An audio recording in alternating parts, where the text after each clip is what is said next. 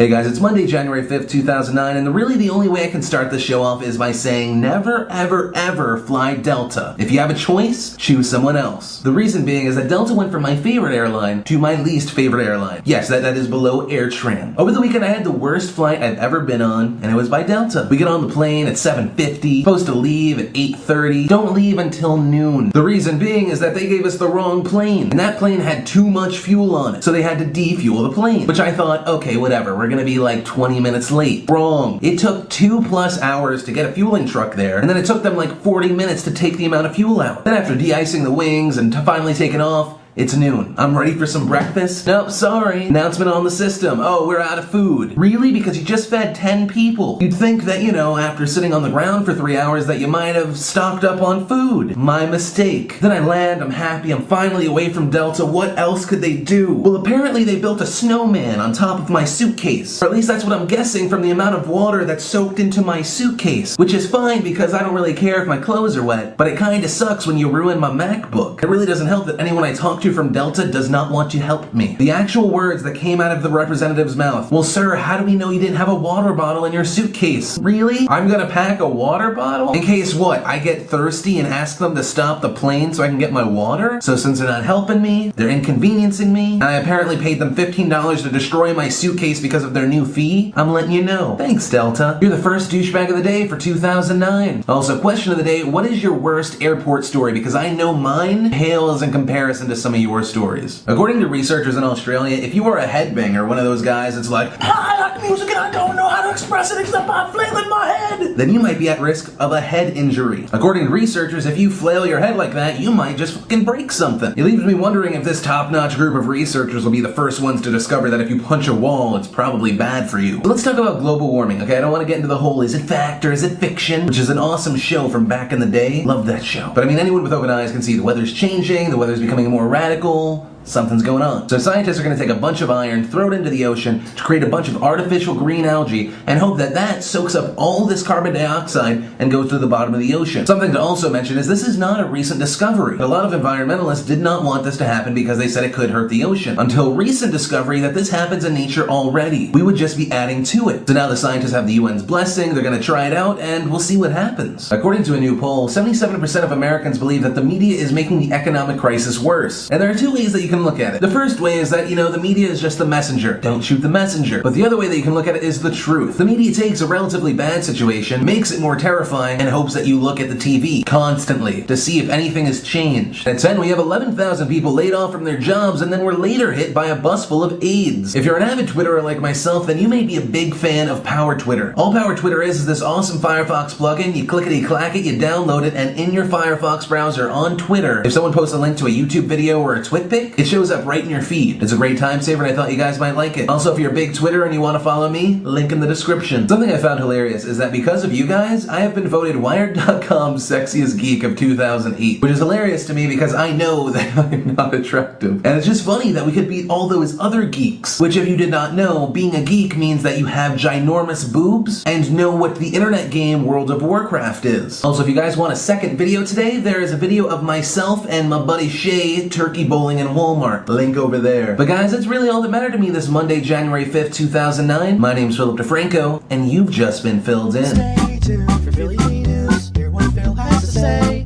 Get a load of some common sense and your douchebag of the day. His name is SXE Phil. SXE Phil. His wisdom will help you get by. SXE Phil. SXE Phil. Make sure you subscribe.